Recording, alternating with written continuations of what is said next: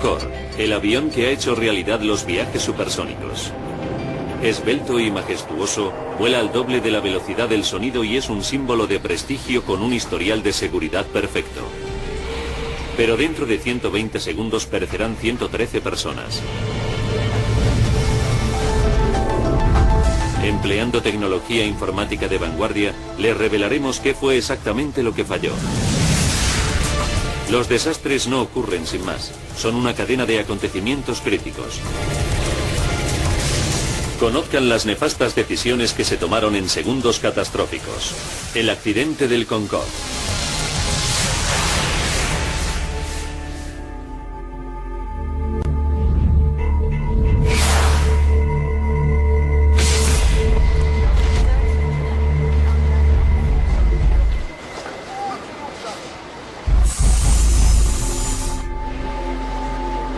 ...12:30 del mediodía.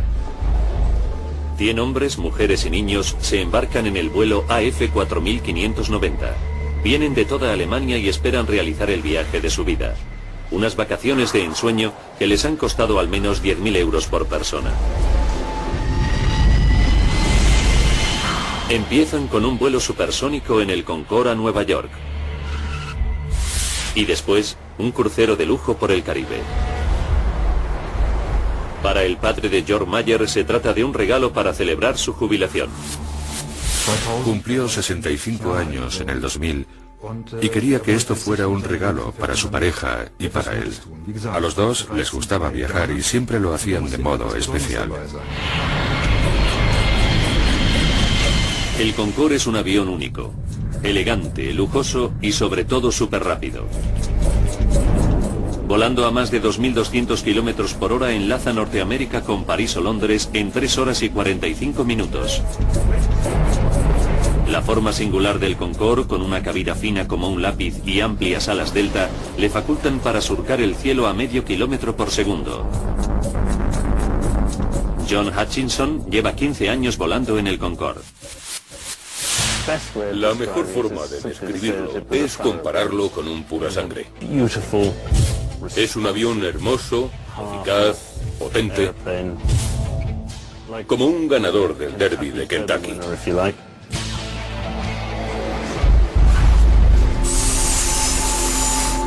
A las 13:30 todos los pasajeros han terminado de facturar en su viaje supersónico. El piloto capitán Christian Marty ya se encuentra en la cabina preparando el vuelo. Los pasajeros están en buenas manos. Marty, de 54 años, es uno de los pilotos más experimentados de Air France. Un aventurero de extraordinario talento. En 1982, Christian Marty fue el primer francés en cruzar el Atlántico en una tabla de windsurf. Es un héroe nacional.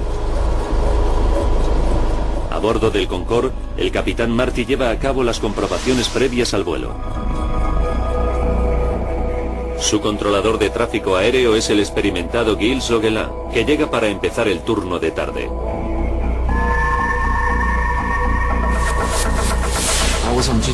Me encontraba en mi puesto en la torre de control sur del aeropuerto Charles de Gaulle de París. Ese día no iba a haber trabajado, pero un compañero me pidió el día anterior que le cambiara el turno. Así que él hizo mi turno de mañana y yo el suyo por la tarde. El cambio de turno lleva aparejada una sorpresa inesperada. Gilles Zoguelin se convierte en el controlador responsable del despegue del Concorde. El Concorde es uno de los aviones más bellos que he visto. Tiene una línea muy pura. Me encantaba verlo aterrizar y despegar. Durante la comprobación previa al vuelo, el capitán Marty descubre que el motor número 2 tiene un fallo técnico. Hay que cambiar una pequeña pieza.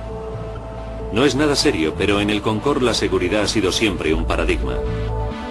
Tras 40.000 vuelos y 900.000 horas de vuelo nunca se ha producido una fatalidad. La reparación retrasa 1 hora la salida del Concorde.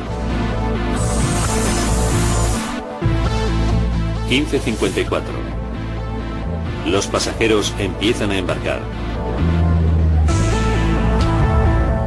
Entre ellos se encuentra la familia H. Christian, Andrea y sus 2 niños, Maximilian y Katharina. Klaus y Margaret Fredchen son profesores escolares que han estado 20 años ahorrando para el viaje. Familias corrientes que empiezan una aventura fuera de lo corriente.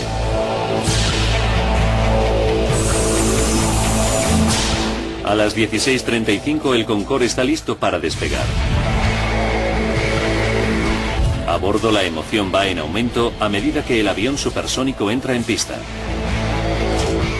En la torre de control Gilles Logeland da la orden de salida del vuelo de Air France 4509 por la pista 26. Son las 16:40. Hasta ahora todo marcha con normalidad para la tripulación y los pasajeros. El capitán Marty enfila el avión hacia la cabecera de pista, preparado para desatar la potencia de los 4 motores Rolls-Royce del Concorde.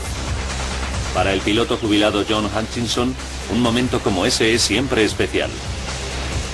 Cuando pones el avión a pleno motor es como si te embargara una enorme sensación de potencia. Cuando el avión acelera recorriendo la pista del despegue, tienes la sensación de que lo único que quiere hacer el avión en ese momento es surcar el aire lo más rápidamente posible, encontrarse en su elemento natural.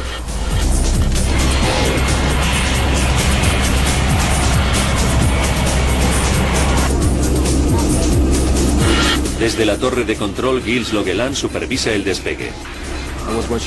Me quedé contemplando el Concorde mientras adquiría potencia sobre la pista, porque era algo digno de ver. Es un avión muy pesado, así que se pone en marcha poco a poco, luego va ganando velocidad. El Concorde acelera por la pista de 4 kilómetros. Sobrepasa los 320 kilómetros por hora.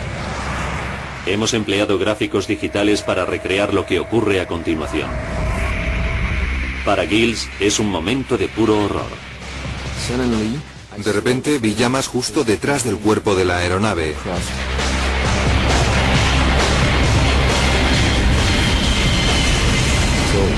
Agarré el micrófono y dije: Air France 4590, hay llamas en su parte posterior. El capitán Marty no podía ver las llamas, pero acelerando a 328 kilómetros por hora, el Concorde no puede hacer otra cosa que despegar. Solo le quedan 2 kilómetros de pista, y el Concorde necesita 3 kilómetros para detenerse con seguridad. A esa velocidad, independientemente de la situación, el avión tiene que despegar. No puede detener el despegue. Vi las llamas justo cuando el Concorde empezaba a elevar el morro.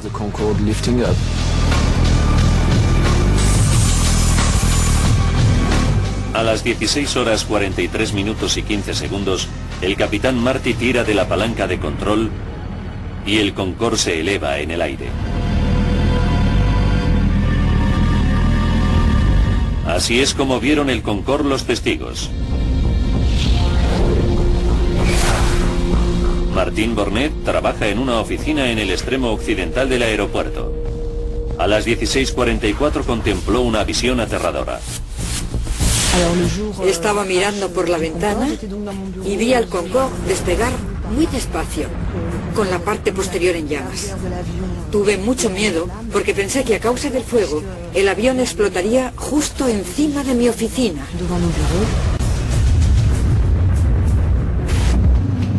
El avión accidentado le pasó volando justo por encima.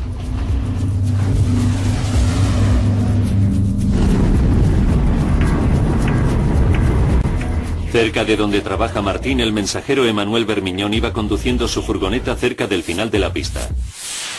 Cuando el Concorde me pasó por encima, tenía la ventanilla abierta. Llevaba puesto un polo y el calor que desprendía el avión derritió parte de la tela y me produjo varias ampollas. Pude sentir el calor desde el suelo. Mientras el capitán Marty lucha con los mandos para ganar altitud, las llamas engullen el ala izquierda fuera de su campo visual. La pavorosa escena queda captada por la cámara de la mujer de un camionero.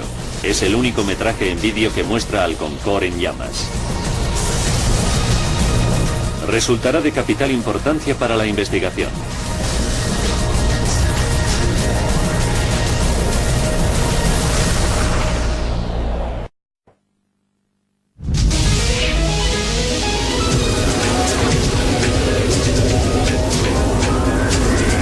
el aeropuerto de París acaba de despegar un Concorde, pero el avión está ardiendo y las 109 personas a bordo corren un grave peligro.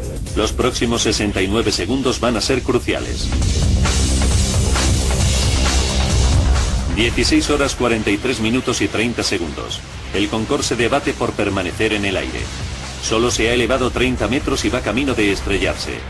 El pueblo de Gonesse y sus 25.000 habitantes se encuentran directamente en su trayectoria. Christine Turpin va conduciendo hacia la gasolinera de su propiedad.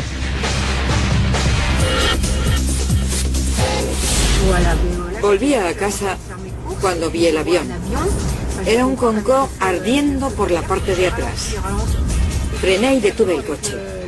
Y miré el avión en llamas. Al capitán Marty se le acaban las posibilidades.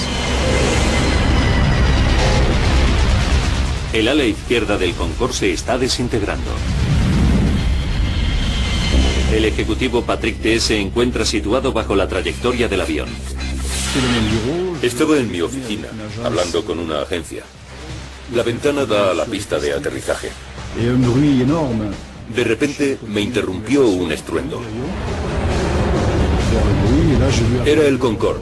Estaba ardiendo y temblaba violentamente.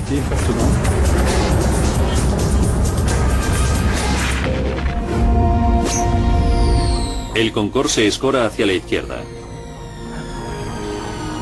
El avión se queda sin fuerza y se precipita contra el suelo.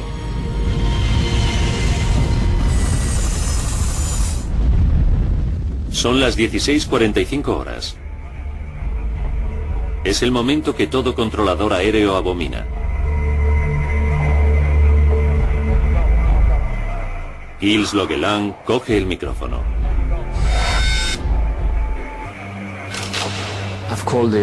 Llamé a Air France y dije: Air France 4509, ¿me escuchan? Air France 4590, ¿me recevez-vous? Lo dije 2 veces. Air France 4590, ¿me recevez-vous? Y no hubo respuesta.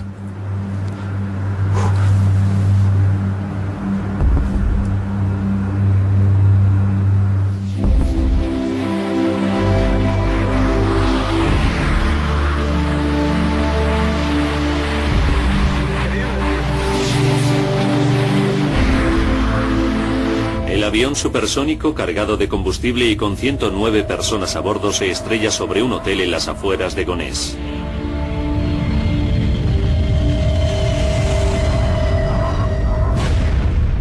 Una aterradora bola de fuego envuelve el edificio. La profesora británica Alice Brooking acababa de entrar en su habitación del primer piso.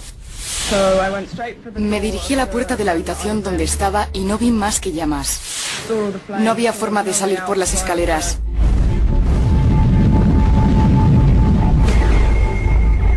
Salté cruzando la habitación por encima de la cama hasta la ventana. Tuve la suerte de ver al recepcionista en el aparcamiento de debajo y me dijo: tiene que saltar. Al mismo tiempo, Christine Turpin presencia la explosión y se teme lo peor. Se estrelló. Y desde donde yo estaba, parecía que había caído encima de la gasolinera. Mi hija y la chica que trabaja conmigo estaban allí. Pensé que habían muerto. Mientras Christine se dirige a la gasolinera, el reposabrazos de un sillón de pasajero cae sobre la gasolinera. Es un recordatorio espantoso del destino de los pasajeros. Entonces, cuando vi el reposabrazos, pude imaginarme lo horrible que tenía que haber sido para la gente que iba a bordo del avión. 8 minutos después del accidente, docenas de coches de bomberos y ambulancias acuden a la escena. Una tragedia terrible no solo para los ocupantes del avión, sino también para los del hotel. El jefe de bomberos regional, el coronel Fabrice Chauvin, dirigió el rescate. Mientras iba conduciendo me pasaban muchas cosas por la mente. Para mí lo importante era dividir la operación en 2 partes separadas. Una, el accidente de avión, la extinción del fuego y el rescate de los posibles supervivientes. y otra la organización de la asistencia a los heridos antes de ser evacuados al hospital. La intensidad del fuego es tan grande que se tardan 3 horas en sofocarlo. Como muestran estas imágenes de televisión, los restos calcinados del avión y del hotel son irreconocibles.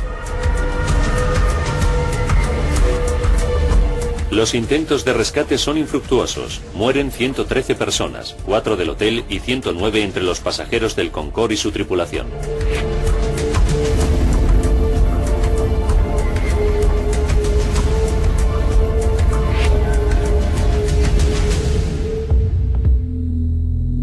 Perecen 3 generaciones de la familia H.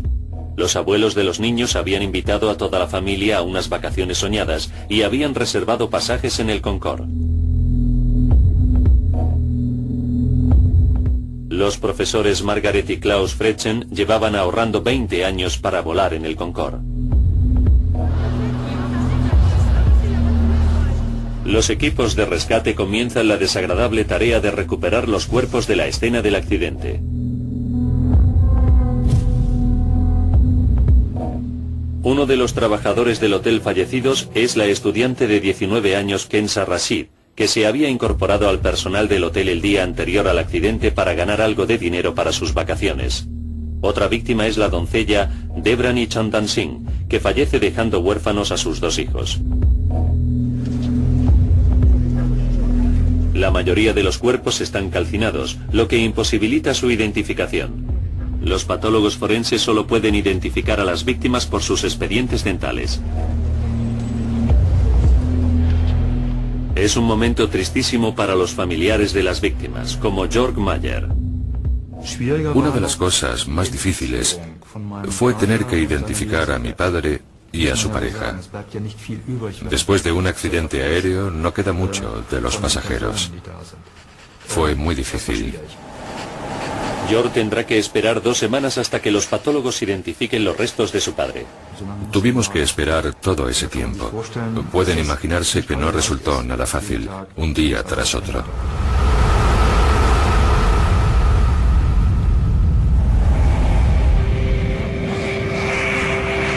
El accidente cogió a todo el mundo por sorpresa.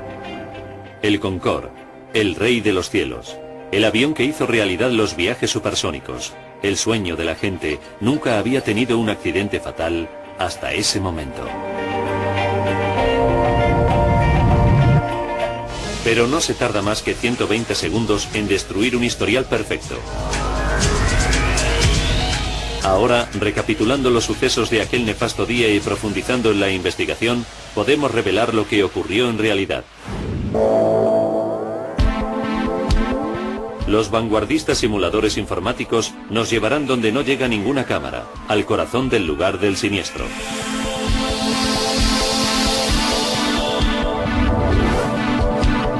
La Oficina Francesa de Accidentes Aéreos envió a sus mejores investigadores.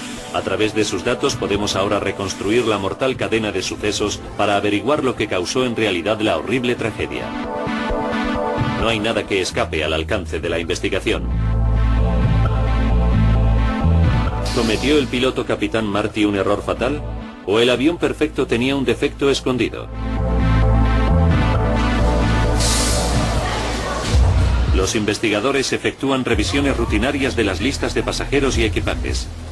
Inmediatamente encuentran algo sospechoso. 19 bultos de equipaje que según la lista de embarque no deberían haber estado a bordo. No pertenecen a los pasajeros del vuelo AF 4590. ¿Podría un terrorista haber metido una bomba en el avión? No sería la primera vez. En 1988 murieron 270 personas cuando los terroristas pusieron una bomba en el equipaje que destruyó un 747 de la Pan Am en el famoso atentado de Lockerbie. En Gonés, los investigadores dividen el lugar del siniestro en una rejilla para llevar a cabo una búsqueda meticulosa. Fotografían y etiquetan lo que encuentran en cada sección.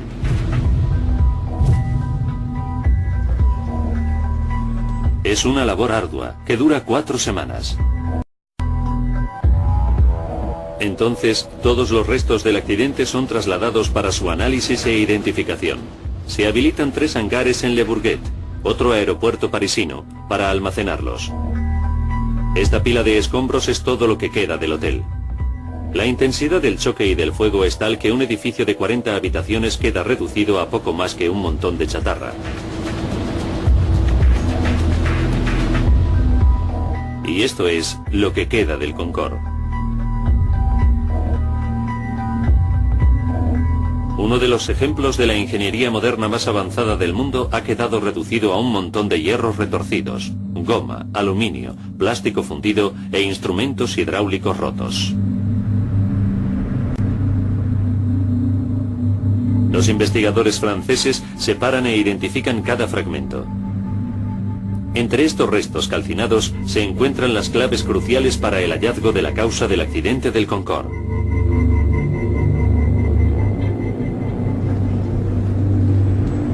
En unas horas, el equipo de la Oficina Francesa de Accidentes Aéreos recuperan las cajas negras. Se trata de unos aparatos que llevan todos los aviones y que registran todos los datos técnicos importantes, así como las conversaciones en la cabina del piloto.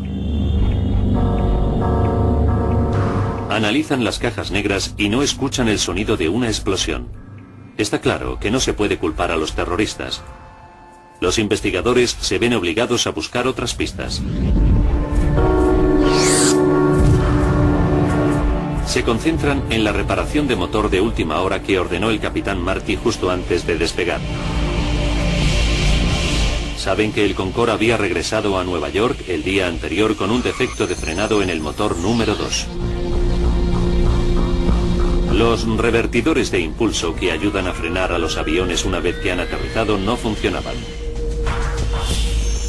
Los investigadores analizan cuidadosamente los datos del registro de vuelo, pero no encuentran pruebas de que un fallo en el sistema de frenado pudiera causar el accidente. Se incrementa la presión para encontrar una respuesta. Las autoridades francesas interrumpen todos los vuelos del Concorde de Air France hasta que se encuentre. El foco se sitúa ahora en los 120 segundos transcurridos desde el despegue final del Concorde. El capitán John Hutchinson ha pilotado el Concorde durante cientos de despegues.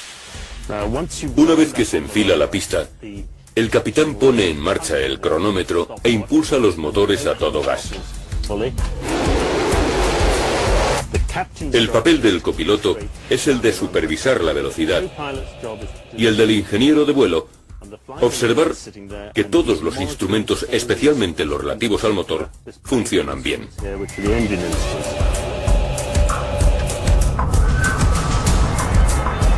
Los datos de la caja negra verifican que todo marchaba con normalidad hasta que el Concorde alcanza los 323 km por hora.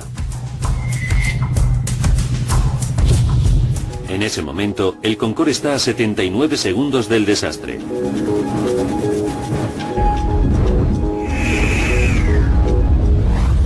Los registros de datos indican una repentina pérdida de fuerza en los dos motores bajo el ala izquierda. La caja negra recoge inmediatamente el dramático aviso desde la torre de control. Air France 4590, se encuentran en llamas, tienen un fuego en la parte de atrás.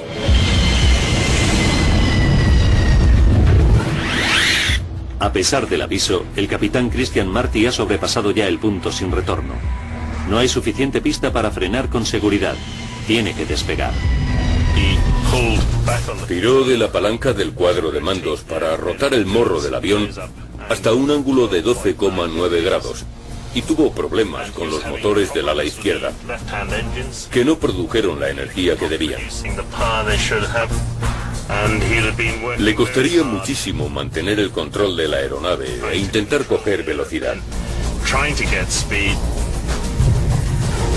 Y se vio superado por los problemas de los dos motores izquierdos. Los motores se han convertido en el nuevo núcleo de la investigación. ¿Por qué perdieron fuerza en un momento tan crítico?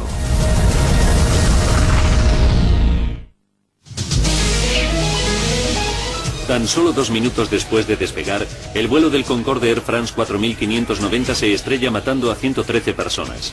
Un golpe devastador para el primer avión supersónico del mundo. Empleando avanzados gráficos digitales basados en el informe oficial, profundizamos en la investigación para desentrañar la cadena de sucesos mortales. Los investigadores saben que los dos motores izquierdos pierden fuerza cuando el Concorde supera los 323 km por hora sobre la pista. ¿Pero por qué? Entonces se produce un nuevo e importante hallazgo. Los investigadores franceses encuentran varios fragmentos de neumáticos sobre la pista. Uno de ellos pesa 4,5 kilos. Las pruebas confirman rápidamente que pertenecen al Concorde. Es un hallazgo significativo. ¿Por qué? Porque las ruedas del Concorde se inflan a una presión extremadamente alta que las hace más proclives a estallar que las de los demás aviones, especialmente durante el despegue y el aterrizaje. El piloto John Hutchinson nos lo explica. Cuando el capitán tira de la palanca para rotar, en realidad lo que está haciendo es comprimir el tren de aterrizaje sobre la pista. Así que en ese momento la presión sobre los neumáticos es todavía mayor. Esta presión adicional hace que las ruedas del Concorde sean aún más vulnerables. La investigación avanza por buen camino. Los investigadores del accidente revisan los expedientes y descubren que las explosiones de ruedas de los Concordes no son algo fuera de lo común. Encuentran más de 50 casos de explosiones de ruedas durante el despegue y el aterrizaje en los últimos 24 años.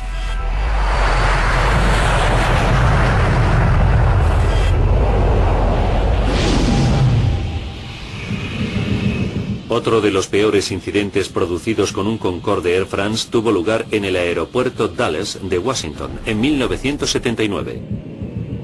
Bill Lightfoot era uno de los pasajeros de ese Concorde.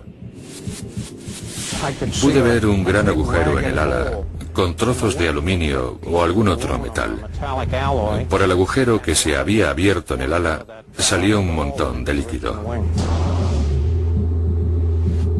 El informe oficial de ese accidente explicaba que el neumático explotó durante las maniobras de despegue. Después, la parte de metal expuesta se recalentó mucho y estalló justo antes de despegar.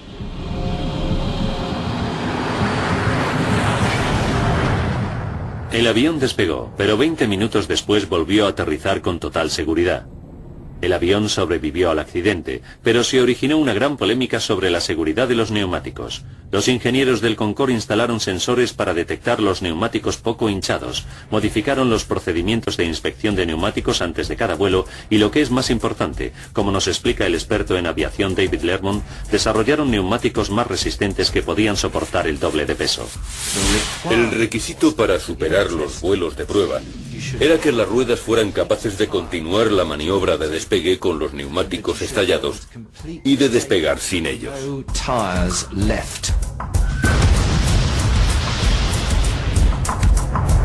Como consecuencia, desde entonces, todas las ruedas podían despegar sin neumáticos y nunca volvieron a fallar. Nunca hasta 18 años después, en París, cuando se produjo un fallo muy grave. A pesar de todas las medidas de seguridad, una de las ruedas del Concorde estalla en pedazos. Los investigadores profundizan en el asunto. Vuelven a examinar los restos hallados sobre la pista y realizan el descubrimiento más importante de la investigación. Esta misteriosa tira de metal de 43 centímetros. Si se compara la tira de metal de 43 centímetros con el daño en la rueda del Concorde, ambas partes encajan a la perfección. De repente, toda la investigación depende del origen de esta tira de metal. ¿De dónde proviene? Tras 5 semanas de laborioso trabajo, comparándola con las miles de piezas que componen el avión, se produce un avance. Entonces, descubren que la tira de metal proviene del motor de un DC-10.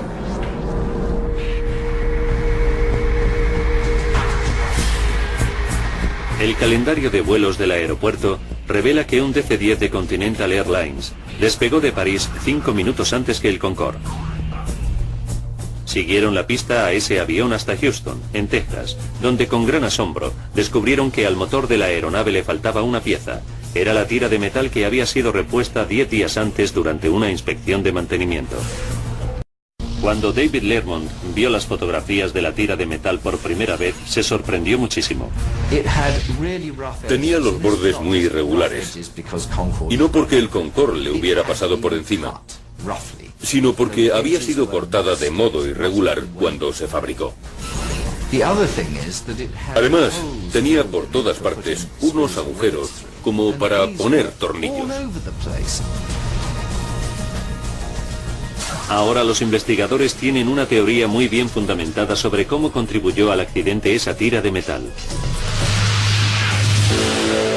81 segundos antes del choque, el Concorde AF4590 viajaba a 323 km por hora por la pista.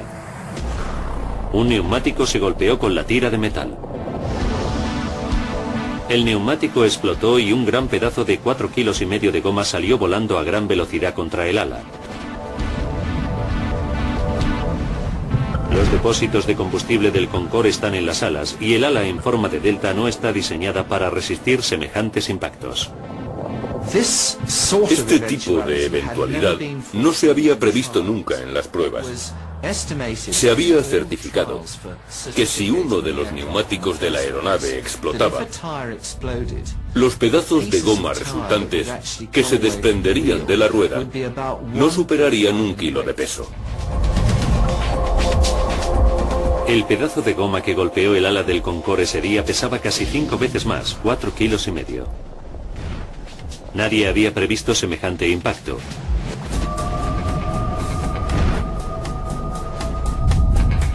Por otro lado, el gran fragmento de goma encajaba en la abolladura del ala. Pero sorprendentemente, el ala no estaba agujereada por ese sitio. Así que si el pedazo de goma no había causado un agujero en el ala, ¿qué fue lo que causó la pérdida de combustible? El fragmento de neumático que golpeó el ala y causó la abolladura era tan grande y tan plano que, a pesar de su peso, no taladró el ala. Pero sí que produjo una onda expansiva que hizo saltar el tapón del depósito de combustible. Se trató de un impacto muy fuerte.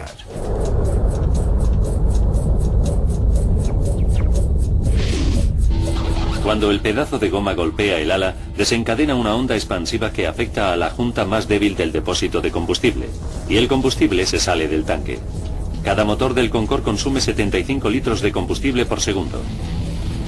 Pero incluso el combustible desbordado sobre el motor necesita una chispa para entrar en ignición. ¿De dónde vino esa chispa?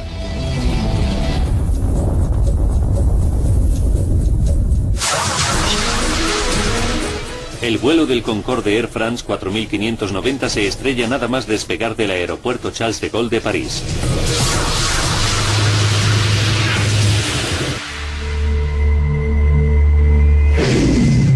Nuestros gráficos simulan imágenes de una cámara virtual situada sobre la pista para desvelar la causa del accidente.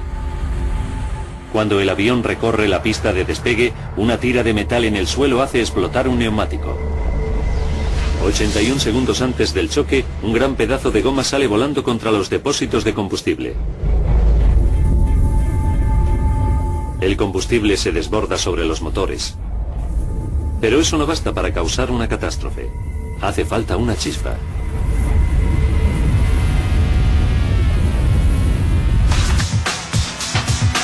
Gracias a las grabaciones de las conversaciones de la cabina, sabemos que los pilotos tuvieron problemas con el tren de aterrizaje al despegar.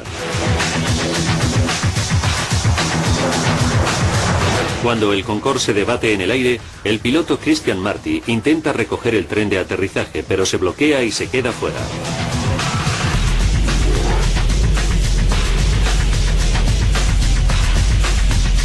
El único metraje de vídeo grabado del accidente nos proporciona pruebas adicionales. Muestra el tren de aterrizaje desplegado. ¿Qué impidió que las ruedas se retranquearan? En esta simulación por ordenador puede verse la explicación más posible.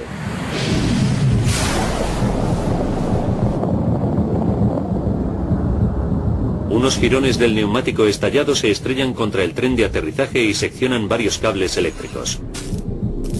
El tren de aterrizaje se queda atascado fuera. Y lo que es aún peor, Los cables que han quedado expuestos van dando latigazos a merced de la corriente de viento que levanta el avión. Si los cables expuestos hacen contacto, harán saltar chispas. El destino decide que así ocurra. La chispa hace entrar en ignición el combustible derramado y en ese momento el Concorde se convierte en una bomba volante.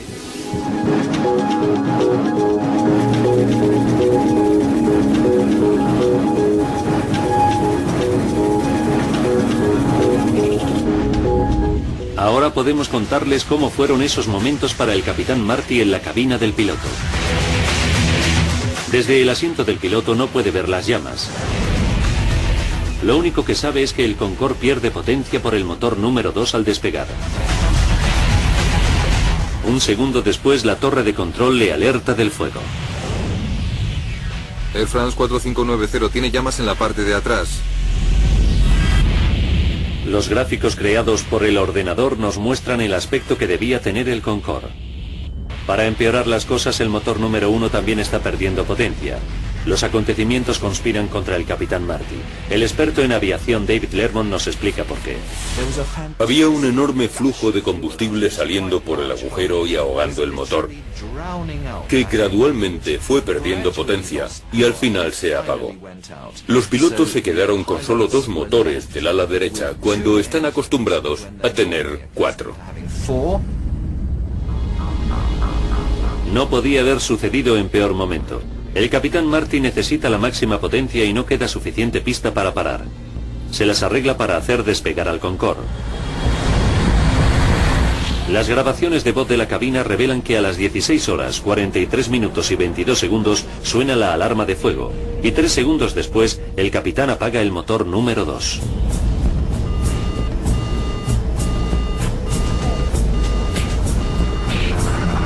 Cuando se produce una alarma de fuego, hay que apagar el motor y cortar el abastecimiento de combustible. Después hay que utilizar el extinguidor de fuego de ese motor e intentar apagar las llamas. El Concorde está ahora a 53 segundos del desastre. Desde la torre de control, Gilles Loquelin le proporciona toda la ayuda que puede al capitán Marty. Haz lo que quieras. Tienes prioridad para regresar a la pista. Pero a 60 metros de altura, el Concorde vuela demasiado bajo para dar la vuelta, así que en su lugar el capitán Marty intenta alcanzar una pista del cercano aeropuerto Le Bourget a tan solo 5 kilómetros. Pero el capitán Marty se enfrenta a un nuevo problema. El fuego es ya tan intenso que el ala del Concorde está fundiéndose y desintegrándose. En la parte de atrás de las alas del Concorde están los instrumentos denominados alerones, que permiten al piloto subir o bajar el morro del avión. El fuego era tan intenso que la estructura posterior de la aeronave se estaba evaporando. Los instrumentos básicos del piloto se habían destruido. Al mismo tiempo, en las grabaciones de voz se escuchan las alarmas de humo de los lavabos. Los gases dentro de la cabina de pasajeros convierten el ambiente en irrespirable. El Concorde está a 49 segundos del desastre.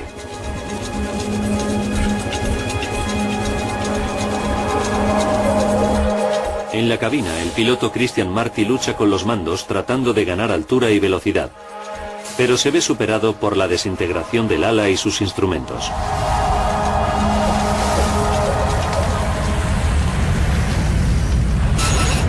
«33 segundos». Suena la alarma de fuego del motor y permanece encendida el resto del vuelo. En la cabina, el capitán Marty se queda sin opciones. Incluso el aeropuerto de Le Bourget, a tan solo 3 kilómetros, está ahora fuera de su alcance. 11 segundos antes del impacto, en la torre de control, se escuchan las palabras finales de Christian Marty. Demasiado tarde. No queda tiempo.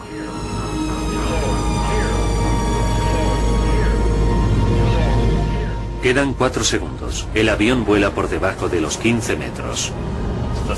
El apocalipsis se produjo cuando el avión se inclinó a unos 110 grados del suelo. A partir de ese momento, la aeronave es totalmente incontrolable. 3 segundos. El Concorde ya no aguanta en el aire. El motor se para y el avión corre hacia la izquierda. Justo debajo hay un hotel. El avión está a punto de caerle encima.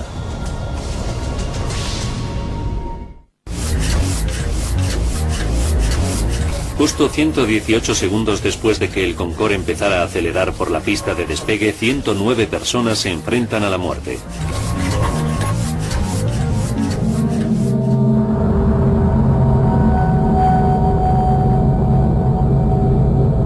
Dos segundos después, el Concorde se estrella contra un hotel del aeropuerto.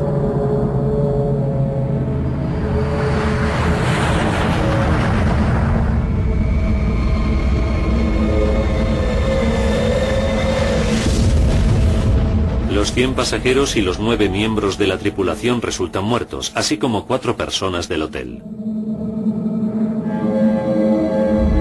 El controlador aéreo Gilles Leguelin guió al Concorde en su despegue final y es testigo directo de esos espeluznantes últimos segundos. Sabía que todo había terminado. Aunque sabía que se trataba de una realidad confirmada, me resistía a aceptar los hechos. Todavía sigo teniendo la sensación de que no ha ocurrido de verdad, de que no fue algo real.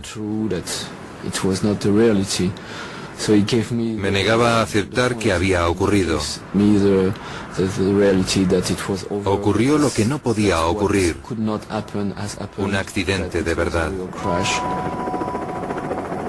El Concorde, el único avión supersónico del mundo, vio cómo se destruía en 120 segundos su perfecto historial de seguridad de 25 años.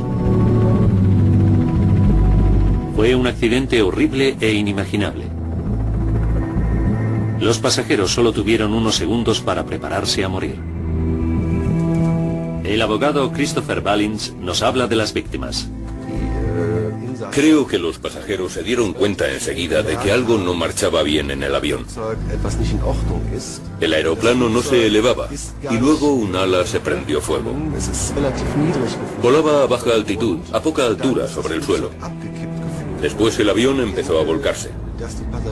Creo que los pasajeros se dieron cuenta enseguida de que estaba a punto de ocurrir algo horrible y que tenían que prepararse para morir. 2 días después, se permitió a los familiares depositar flores en el lugar del siniestro.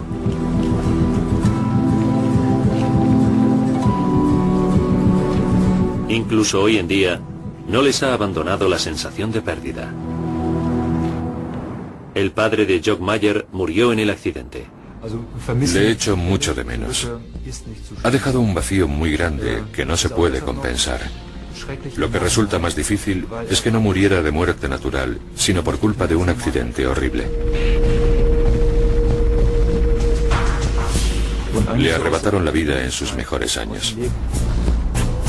El desastre también fue traumático para los habitantes que sobrevivieron del pueblo de Gonesse. El ejecutivo Patrick Tess escapó de milagro. Trabaja en el edificio de al lado del hotel destruido por el Concorde. Todavía sigue impresionado por el accidente.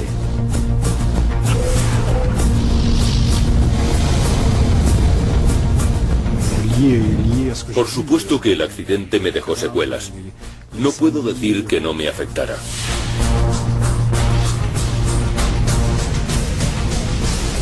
Fue horrible ver todo lo que vi. Los cadáveres, el fuego, los heridos. El olor a carne quemada es algo espantoso.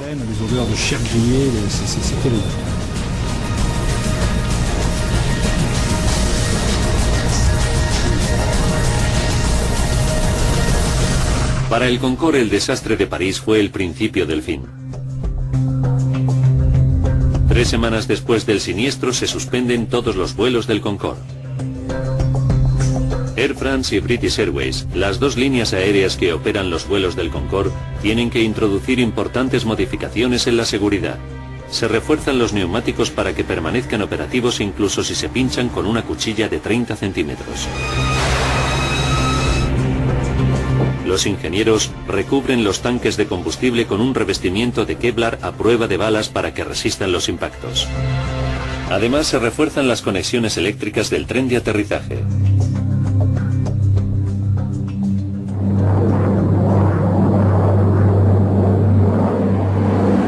Pero el Concorde nunca recobraría su antigua gloria. 14 meses después del accidente, se reanudan los vuelos de pasajeros en el Concorde, pero el coste de mantener y actualizar la envejecida flota es demasiado alto. El número de pasajeros se ve enormemente reducido. El 24 de octubre de 2003, el Concorde transporta pasajeros por última vez. La era de los viajes supersónicos ha terminado. El Concorde se ha convertido en una reliquia de museo.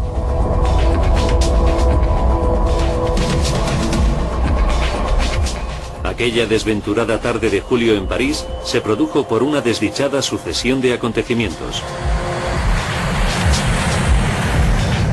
Una tira de metal sobre la pista pincha un neumático, lanzando parte de la rueda contra un ala. La onda expansiva provoca que el combustible se salga del depósito. Los restos de rueda golpean el tren de aterrizaje y seccionan unos cables eléctricos. Salta una chispa que desencadena un infierno durante el despegue, la fase más delicada.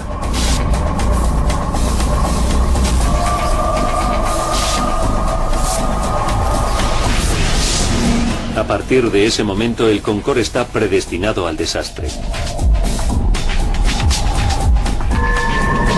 Una cadena de acontecimientos que nadie podría haber previsto provoca su destrucción.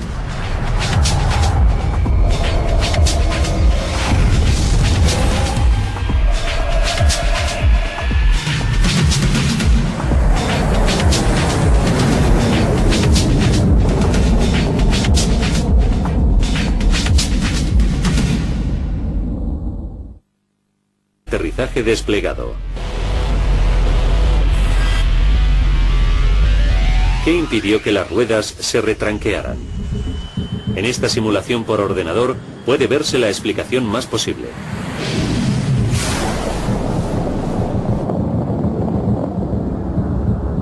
Unos jirones del neumático estallado se estrellan contra el tren de aterrizaje y seccionan varios cables eléctricos. El tren de aterrizaje se queda atascado fuera. Y lo que es aún peor, los cables que han quedado expuestos van dando latigazos a merced de la corriente de viento que levanta el avión. Si los cables expuestos hacen contacto, harán saltar chispas. El destino decide que así ocurra. La chispa hace entrar en ignición el combustible derramado y en ese momento el Concorde se convierte en una bomba volante.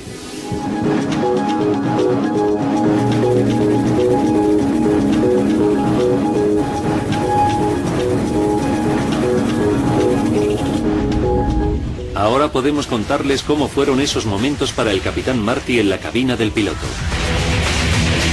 Desde el asiento del piloto no puede ver las llamas. Lo único que sabe es que el Concorde pierde potencia por el motor número 2 al despegar. Un segundo después, la torre de control le alerta del fuego. Air France 4590 tiene llamas en la parte de atrás. Los gráficos creados por el ordenador nos muestran el aspecto que debía tener el Concorde. Para empeorar las cosas, el motor número 1 también está perdiendo potencia. Los acontecimientos conspiran contra el capitán Marty. El experto en aviación David Lermont nos explica por qué. Había un enorme flujo de combustible saliendo por el agujero y ahogando el motor, que gradualmente fue perdiendo potencia y al final se apagó.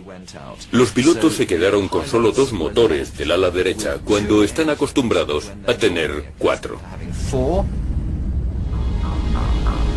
No podía haber sucedido en peor momento. El capitán Marty necesita la máxima potencia y no queda suficiente pista para parar. Se las arregla para hacer despegar al Concorde. Las grabaciones de voz de la cabina revelan que a las 16 horas, 43 minutos y 22 segundos suena la alarma de fuego, y 3 segundos después el capitán apaga el motor número 2.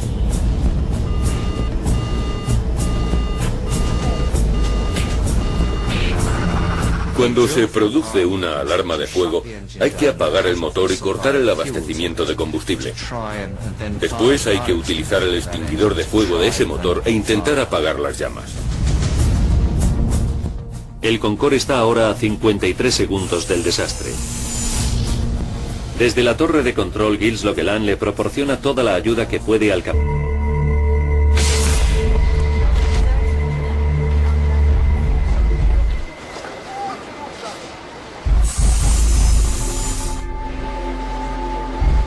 12:30 del mediodía. 100 hombres, mujeres y niños se embarcan en el vuelo AF 4590. Vienen de toda Alemania y esperan realizar el viaje de su vida. Unas vacaciones de ensueño que les han costado al menos 10.000 euros por persona.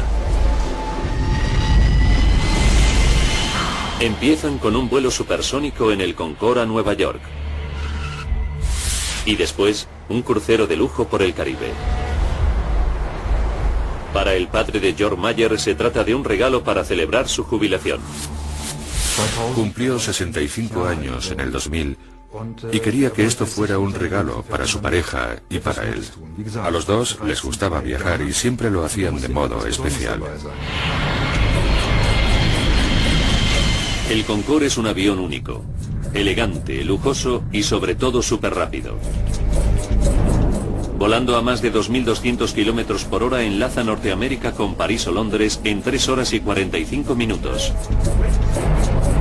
La forma singular del Concorde, con una cabina fina como un lápiz y amplias alas delta, le facultan para surcar el cielo a medio kilómetro por segundo. John Hutchinson lleva 15 años volando en el Concorde. La mejor forma de describirlo es compararlo con un pura sangre. Es un avión hermoso, eficaz, potente, como un ganador del derby de Kentucky.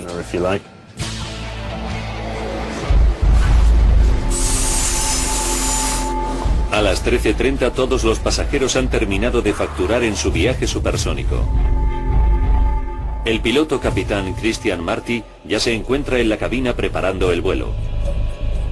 Los pasajeros están en buenas manos. Marty, de 54 años, es uno de los pilotos más experimentados de Air France. Un aventurero de extraordinario talento. En 1982, Christian Marty fue el primer francés en cruzar el Atlántico en una tabla de windsurf. Es un héroe nacional. A bordo del Concorde, el capitán Marty lleva a cabo las comprobaciones previas al vuelo.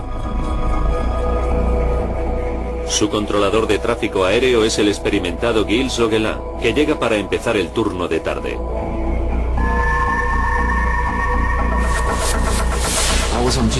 Me encontraba en mi puesto en la torre de control sur del aeropuerto Charles de Gaulle de París. Ese día no iba a haber trabajado, pero un compañero me pidió el día anterior. El piloto capitán Christian Marty ya se encuentra en la cabina preparando el vuelo. Los pasajeros están en buenas manos. Marty, de 54 años, es uno de los pilotos más experimentados de Air France. Un aventurero de extraordinario talento. En 1982, Christian Marty fue el primer francés en cruzar el Atlántico en una tabla de windsurf. Es un héroe nacional. A bordo del Concorde, el capitán Marty lleva a cabo las comprobaciones previas al vuelo. Su controlador de tráfico aéreo es el experimentado Gilles Zoguelin, que llega para empezar el turno de tarde.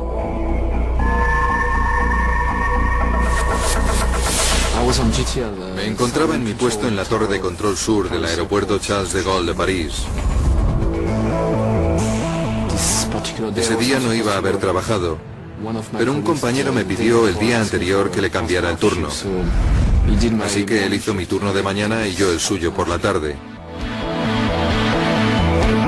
El cambio de turno lleva aparejada una sorpresa inesperada. Gilles Zoguelin se convierte en el controlador responsable del despegue del Concorde. El Concorde es uno de los aviones más bellos que he visto. Tiene una línea muy pura. Me encantaba verlo aterrizar y despegar. Durante la comprobación previa al vuelo, el capitán Marty descubre que el motor número 2 tiene un fallo técnico. Hay que cambiar una pequeña pieza. No es nada serio, pero en el Concorde la seguridad ha sido siempre un paradigma. Tras 40.000 vuelos y 900.000 horas de vuelo nunca se ha producido una fatalidad. La reparación retrasa 1 hora la salida del Concorde. 15:54. Los pasajeros empiezan a embarcar. Entre ellos se encuentra la familia H. Christian, Andrea y sus 2 niños, Maximilian y Katharina. Klaus y Margaret Fredchen son profesores escolares que han estado 20 años ahorrando para el viaje. Familias corrientes que empiezan una aventura fuera de lo corriente.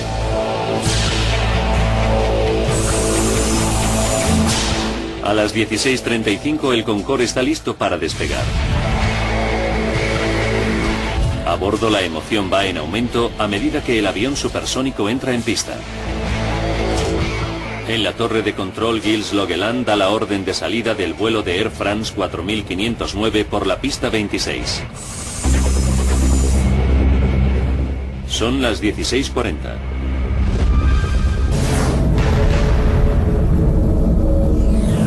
En Gonesse, los investigadores dividen el lugar del siniestro en una rejilla para llevar a cabo una búsqueda meticulosa. Fotografían y etiquetan lo que encuentran en cada sección.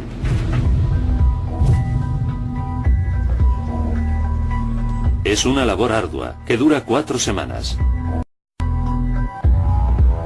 Entonces, todos los restos del accidente son trasladados para su análisis e identificación. Se habilitan 3 hangares en Le Bourget, otro aeropuerto parisino, para almacenarlos. Esta pila de escombros es todo lo que queda del hotel. La intensidad del choque y del fuego es tal que un edificio de 40 habitaciones queda reducido a poco más que un montón de chatarra.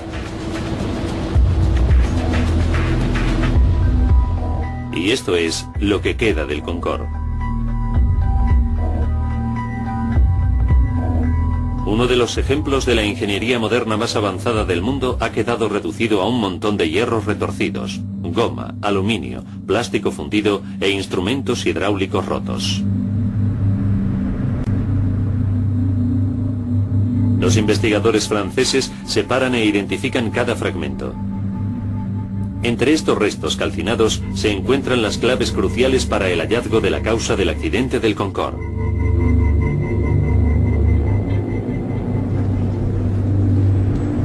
En unas horas, el equipo de la Oficina Francesa de Accidentes Aéreos recuperan las cajas negras. Se trata de unos aparatos que llevan todos los aviones y que registran todos los datos técnicos importantes, así como las conversaciones en la cabina del piloto.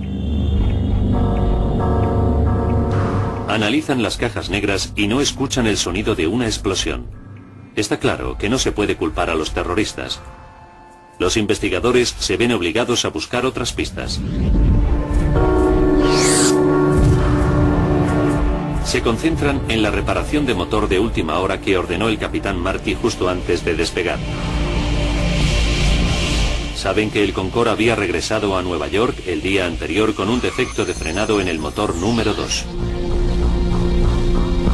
Los revertidores de impulso que ayudan a frenar a los aviones una vez que han aterrizado no funcionaban. Los investigadores analizan cuidadosamente los datos del registro de vuelo, pero no encuentran pruebas de que un fallo en el sistema de frenado pudiera causar el accidente. Se incrementa la presión para encontrar una respuesta. Las autoridades francesas interrumpen todos los vuelos del Concorde de Air France hasta que se encuentre. El foco se sitúa ahora en los 120 segundos transcurridos desde el despegue final del Concorde.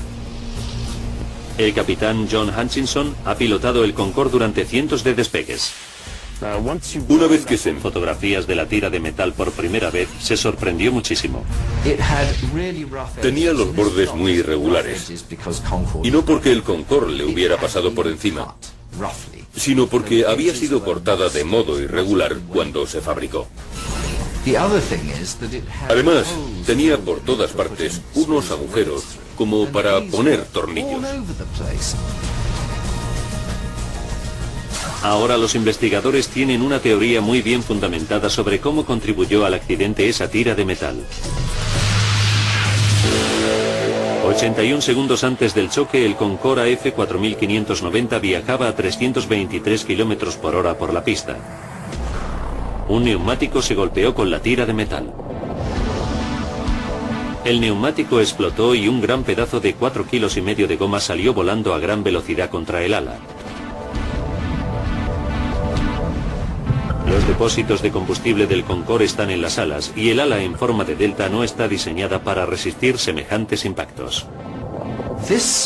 Este tipo de eventualidad no se había previsto nunca en las pruebas. Se había certificado que si uno de los neumáticos de la aeronave explotaba, los pedazos de goma resultantes que se desprenderían de la rueda no superarían 1 kilo de peso. El pedazo de goma que golpeó el ala del Concorde ese día pesaba casi 5 veces más, 4,5 kilos. Nadie había previsto semejante impacto.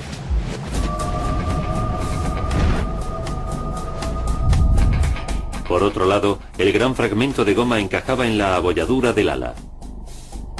Pero sorprendentemente, el ala no estaba agujereada por ese sitio. Así que si el pedazo de goma no había causado un agujero en el ala, ¿qué fue lo que causó la pérdida de combustible? El fragmento de neumático que golpeó el ala y causó la abolladura era tan grande y tan plano que, a pesar de su peso, no taladró el ala. Pero sí que produjo una onda expansiva que hizo saltar el tapón del depósito de combustible. Se trató de un impacto muy fuerte.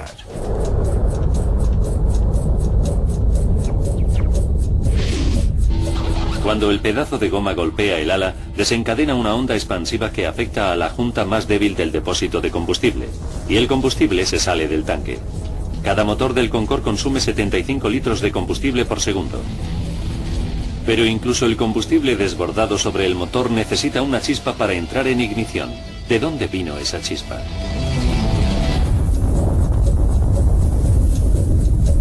Al doble de la velocidad del sonido y es un símbolo de prestigio con un historial de seguridad perfecto. Pero dentro de 120 segundos perecerán 113 personas. Empleando tecnología informática de vanguardia, les revelaremos qué fue exactamente lo que falló. Los desastres no ocurren sin más, son una cadena de acontecimientos críticos. Conozcan las nefastas decisiones que se tomaron en segundos catastróficos. El accidente del Concorde.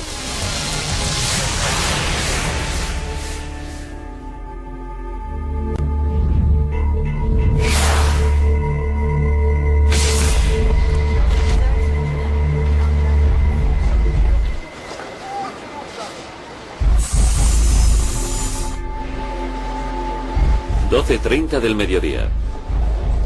100 hombres, mujeres y niños se embarcan en el vuelo AF 4590. Vienen de toda Alemania y esperan realizar el viaje de su vida. Unas vacaciones de ensueño que les han costado al menos 10.000 euros por persona.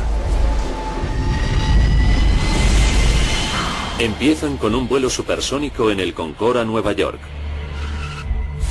Y después, un crucero de lujo por el Caribe. Para el padre de George Mayer se trata de un regalo para celebrar su jubilación. Cumplió 65 años en el 2000 y quería que esto fuera un regalo para su pareja y para él. A los dos les gustaba viajar y siempre lo hacían de modo especial. El Concorde es un avión único, elegante, lujoso y sobre todo súper rápido. Volando a más de 2.200 kilómetros por hora enlaza Norteamérica con París o Londres en 3 horas y 45 minutos. La forma singular del Concorde, con una cabina fina como un lápiz y amplias alas delta, le facultan para surcar el cielo a medio kilómetro por segundo. John Hutchinson lleva 15 años volando en el Concorde. La mejor forma de describirlo es compararlo con un pura sangre. Es un avión hermoso, eficaz, potente, como un ganador del Derby de Kentucky.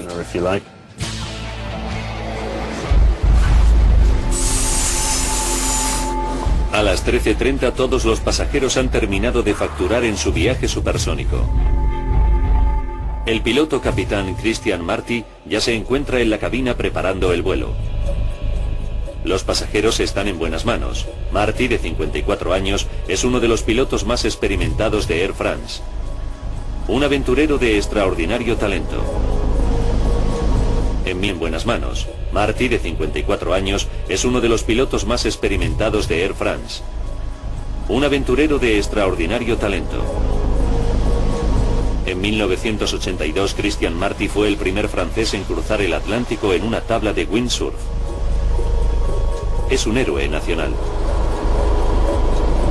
A bordo del Concorde, el capitán Marty lleva a cabo las comprobaciones previas al vuelo.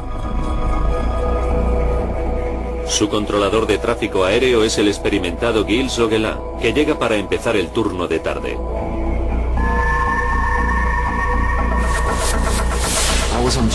Me encontraba en mi puesto en la torre de control sur del aeropuerto Charles de Gaulle de París. Ese día no iba a haber trabajado, pero un compañero me pidió el día anterior que le cambiara el turno. Así que él hizo mi turno de mañana y yo el suyo por la tarde. El cambio de turno lleva aparejada una sorpresa inesperada. Gilles Zoguelin se convierte en el controlador responsable del despegue del Concorde. El Concorde es uno de los aviones más bellos que he visto. Tiene una línea muy pura. Me encantaba verlo aterrizar y despegar. Durante la comprobación previa al vuelo, el capitán Marty descubre que el motor número 2 tiene un fallo técnico. Hay que cambiar una pequeña pieza. No es nada serio, pero en el Concorde la seguridad ha sido siempre un paradigma. Tras 40.000 vuelos y 900.000 horas de vuelo, nunca se ha producido una fatalidad. La reparación retrasa una hora la salida del Concorde. 15:54. Los pasajeros empiezan a embarcar. Entre ellos se encuentra la familia H. Christian, Andrea y sus dos niños, Maximilian y Katharina. Klaus y Margaret Fredchen son profesores escolares que han estado 20 años ahorrando para el viaje. Familias corrientes que empiezan una aventura fuera de lo corriente.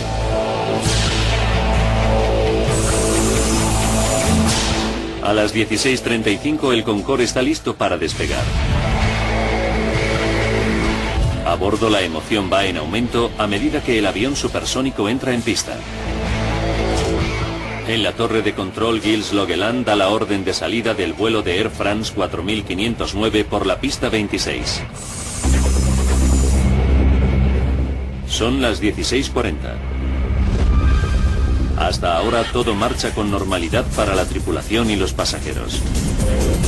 El capitán Marty enfila el avión hacia el ambiente en irrespirable.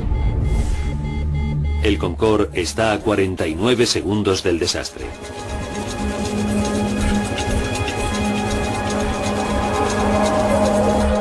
En la cabina, el piloto Christian Marty lucha con los mandos tratando de ganar altura y velocidad, pero se ve superado por la desintegración del ala y sus instrumentos.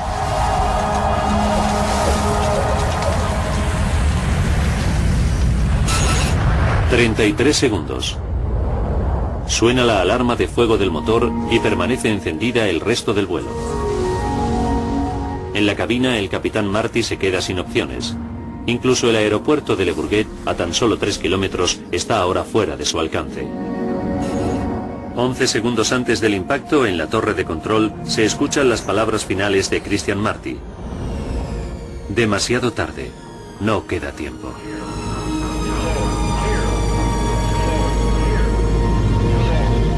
Quedan 4 segundos. El avión vuela por debajo de los 15 metros. El apocalipsis se produjo cuando el avión se inclinó a unos 110 grados del suelo. A partir de ese momento, la aeronave es totalmente incontrolable. 3 segundos. El Concorde ya no aguanta en el aire. El motor se para y el avión corre hacia la izquierda. Justo debajo hay un hotel. El avión está a punto de caerle encima.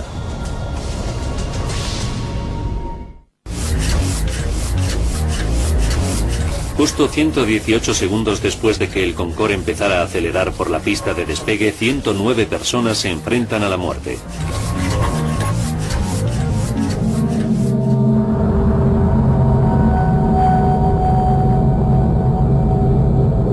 Dos segundos después, el Concorde se estrella contra un hotel del aeropuerto.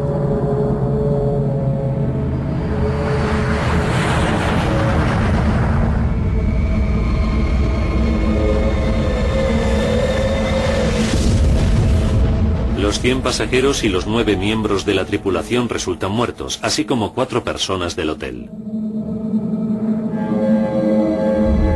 El controlador aéreo Gilles Logeland guió al Concorde en su despegue final y es testigo directo de esos espeluznantes últimos segundos. Sabía que todo había terminado.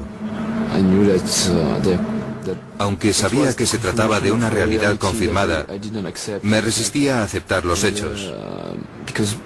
Todavía sigo teniendo la sensación de que no ha ocurrido de verdad, de que no fue algo real.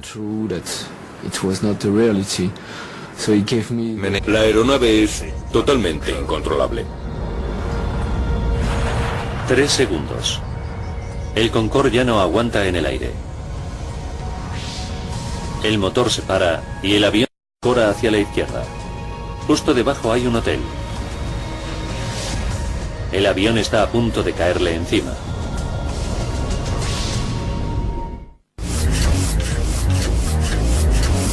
Justo 118 segundos después de que el Concorde empezara a acelerar por la pista de despegue, 109 personas se enfrentan a la muerte.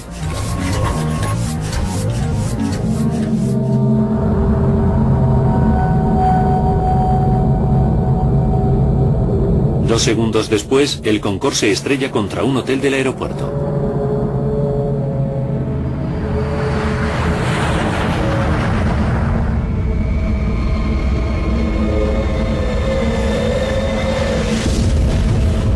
Los 100 pasajeros y los 9 miembros de la tripulación resultan muertos, así como 4 personas del hotel.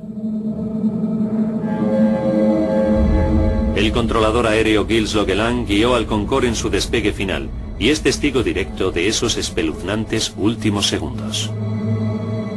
Sabía que todo había terminado. Aunque sabía que se trataba de una realidad confirmada, me resistía a aceptar los hechos. Todavía sigo teniendo la sensación de que no ha ocurrido de verdad, de que no fue algo real. Me negaba a aceptar que había ocurrido. Ocurrió lo que no podía ocurrir, un accidente de verdad. El Concorde, el único avión supersónico del mundo, vio cómo se destruía en 120 segundos su perfecto historial de seguridad de 25 años. Fue un accidente horrible e inimaginable. Los pasajeros solo tuvieron unos segundos para prepararse a morir. El abogado Christopher Ballins nos habla de las víctimas. Creo que los pasajeros se dieron cuenta enseguida de que algo no marchaba bien en el avión. El aeroplano no se elevaba y luego un ala se prendió fuego. Volaba a baja altitud, a poca altura sobre el suelo. Después el avión empezó a volcarse. Creo que los pasajeros se dieron cuenta enseguida de que estaba a punto de ocurrir algo horrible y que tenían que prepararse para morir. 2 días después, se permitió a los familiares depositar flores en el lugar del siniestro. Se fabricó. Además, tenía por todas partes unos agujeros como para poner tornillos. Ahora los investigadores tienen una teoría muy bien fundamentada sobre cómo contribuyó al accidente esa tira de metal. 81 segundos antes del choque, el Concorde AF4590 viajaba a 323 km por hora por la pista. Un neumático se golpeó con la tira de metal. El neumático explotó y un gran pedazo de 4,5 kilos de goma salió volando a gran velocidad contra el ala. Los depósitos de combustible del Concorde están en las alas y el ala en forma de delta no está diseñada para resistir semejantes impactos. Este tipo de eventualidad no se había previsto nunca en las pruebas. Se había certificado que si uno de los neumáticos de la aeronave explotaba, los pedazos de goma resultantes que se desprenderían de la rueda no superarían 1 kilo de peso. El pedazo de goma que golpeó el ala del Concorde ese día pesaba casi 5 veces más, 4,5 kilos. Nadie había previsto semejante impacto.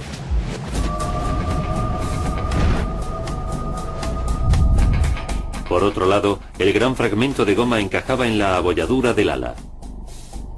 Pero sorprendentemente, el ala no estaba agujereada por ese sitio. Así que si el pedazo de goma no había causado un agujero en el ala, ¿qué fue lo que causó la pérdida de combustible? El fragmento de neumático que golpeó el ala y causó la abolladura era tan grande y tan plano que, a pesar de su peso, no taladró el ala. Pero sí que produjo una onda expansiva que hizo saltar el tapón del depósito de combustible. Se trató de un impacto muy fuerte.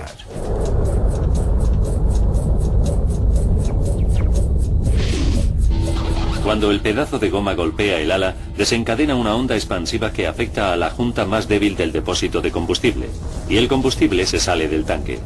Cada motor del Concorde consume 75 litros de combustible por segundo.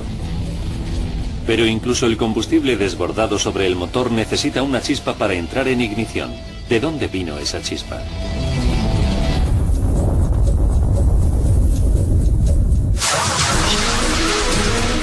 El vuelo del Concorde Air France 4590 se estrella nada más despegar del aeropuerto Charles de Gaulle de París.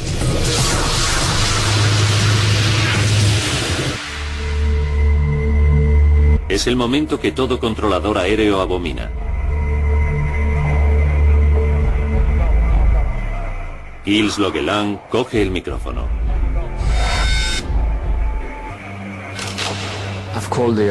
Llamé a Air France y dije: Air France 4509, ¿me escuchan?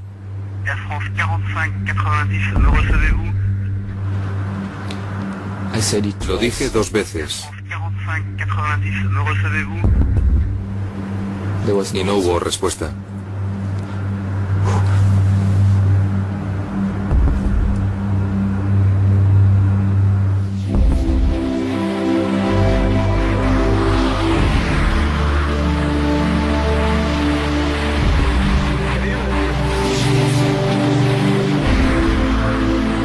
El avión supersónico cargado de combustible y con 109 personas a bordo se estrella sobre un hotel en las afueras de Gonesse.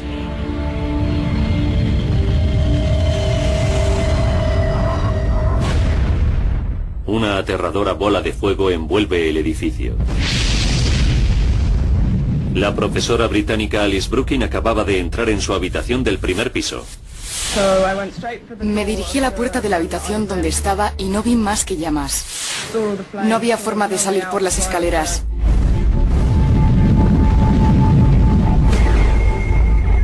Salté cruzando la habitación por encima de la cama hasta la ventana. Tuve la suerte de ver al recepcionista en el aparcamiento de debajo y me dijo: tiene que saltar. Al mismo tiempo, Christine Turpin presencia la explosión y se teme lo peor. Se estrelló. Y desde donde yo estaba, parecía que había caído encima de la gasolinera.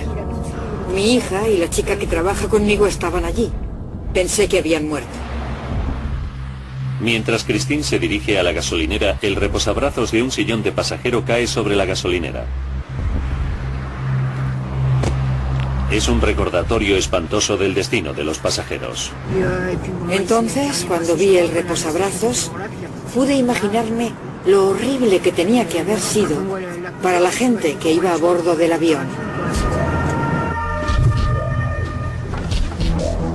8 minutos después del accidente, docenas de coches de bomberos y ambulancias acuden a la escena. Una tragedia terrible no solo para los ocupantes del avión, sino también para los del hotel. El jefe de bomberos regional, el coronel Fabrice Chauvin, dirigió el rescate. Mientras iba conduciendo me pasaban muchas cosas por la mente. Para mí lo importante era dividir la operación en 2 partes separadas.